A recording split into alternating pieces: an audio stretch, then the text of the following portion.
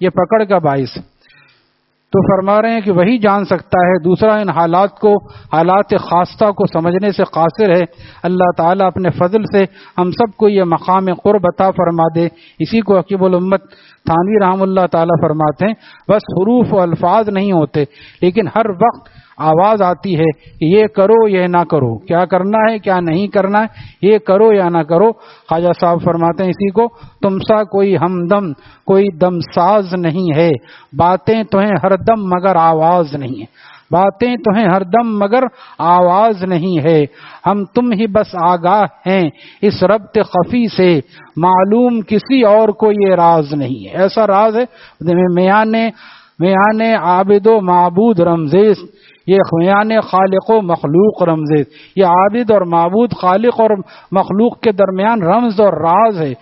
کرامن کاتبی را ہم خبر نہیں، فرشتوں کی بھی اس کی خبر نہیں ہے جو یہ قرب مولا کے مزے لے رہا ہے، جو قرب مولا کے مزے لے رہا ہے۔ یہی وہ ربط خفی ہے جس کو حق تعالی نے قرآن پاک میں فرمایا کہ اصحاب کہف جو نہایت نادار اور غریب خاندان کے لڑکے تھے، جب کافر بادشاہ کے سامنے اپنے ایمان کو ظاہر کرنے کے لیے کھڑے ہوئے تو اللہ تعالیٰ فرماتے ہیں وَرَبَطْنَا عَلَىٰ قُلُوبِهِمْ، ہم نے ان کے دلوں سے اپنا رابطہ قائم کر لیا، ان کے دلوں پہ اللہ نے رابطہ رکھا، تسلی نازل کی، اس لیے وہ کھڑے ہو کے آرام سے کہہ رہے ہیں، ڈر نہیں رہے تھے۔ ربنا اللہ، ہمارا رب اللہ ہے، ہم کسی اور سے نہیں ڈرتے، ہمارا پالنے والا اللہ ہے۔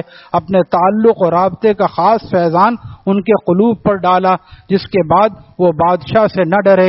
اور اس کے بعد بادشاہ نے یہ بھی کہا کہ ہم تمہیں اس لیے چھوڑ رہے ہیں کہ تم لوگ جوان ہو، اب جوانوں کو ہم نہیں چاہتے کہ موت کے گھاٹ اتاریں۔ مشرک تھا، بہت ہی سڑا ہوا مشرک، ایک ہوتا ہے عام مشرک، چلو کوئی کچھ بھی کرے، لیکن جو جس کو کہتے ہیں سڑا ہوا، ہم سب کو اپنے جیسا بنانا چاہتے، تم بھی بتوں کو کوئی نہیں پوچھتے۔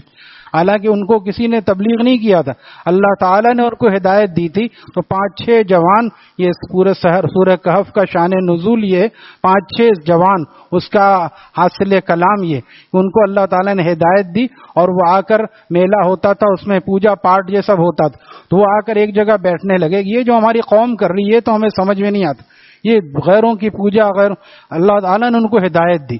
پھر وہ ایک پوری جماعت بن گئی 6 یا 7 لوگوں کی۔ اس کے بعد وہ جا کے ایک کھو میں بیٹھ گئے۔ اس کے بعد یہ پورا طویل قصہ ہے، بادشاہ نے حاضر کیا، اور اس کے بعد بادشاہ کے حاضر کرنے کے بعد بادشاہ نے کہا ہم تمہیں 1 دن 2 دن یا ایک تھوڑی سی مہلت دے رہے ہیں، اگر تم صحیح نہیں ہوئے تو پھر ہم تمہیں قتل کرائیں گے۔ لہٰذا وہ سمجھ گئے کہ یہ تو ہمیں زبردستی کرے گا، لہٰذا وہ جا کے ایک کھو میں دور جا کر عبادت کرنے لگے، اور اس کے بعد اللہ تعالیٰ نے ان پر نیند طاری کر دی، یہاں تک کہ 300 سال، اور اسی قرآن کریم میں 300 سال سے اوپر 9 سال 309 سال اللہ تعالیٰ نے ان کو نیند میں غرق رکھا، اس کے بعد بیدار کر دیا۔ یہ اللہ تعالیٰ اپنی قدرت کا مظاہرہ کرنا چاہتے تھے۔ دیکھو ہم چاہیں تو انسان کو اتنی طویل نیند عطا فرما سکتے ہیں، اللہ تعالیٰ ان کو 309 سال، اور اس کی تطبیق کیا ہے؟ 300 سال جو ہے عیسوی اعتبار سے اور شمسی اعتبار سے، اور 309 سال قمری اعتبار سے، کیونکہ قمری سال تھوڑا سا چھوٹا ہوتا ہے۔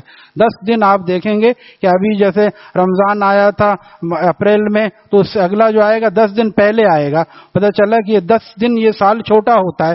تو تقریباً جب ایک آدمی کی عمر 35 سال کی ہوتی ہے، جو ہم انگریزی میں ہم جوڑتے ہیں، تو 35 سال والا اصل میں چاند کے اعتبار سے 36 سال کا ہو جاتا ہے۔ تو اس طرح قیاس کرتے ہوئے تقریباً 100 سال میں 3 سال بڑھ جاتے ہیں۔ تو اس طرح 309 سال چاند کے اعتبار سے اور 300 سال شمسی اعتبار سے یہ حضرات اس میں رہے۔ پھر اللہ تعالیٰ نے بالکل ایسے بیدار کیا، ایک دوسرے سے پوچھ رہے ہیں بہت کتنا سوئے، کہ 1 دن یا اس سے کچھ کم سوئے، ایک دوسرے سے باتیں کر رہے ہیں۔ اللہ تعالیٰ چاہے تو اس طرح وقت کو سمیٹ سکتے ہیں۔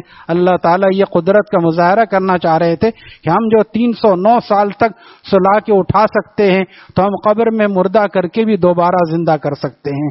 اللہ تعالیٰ ہم سب کو فہم سلیم، عقل سلیم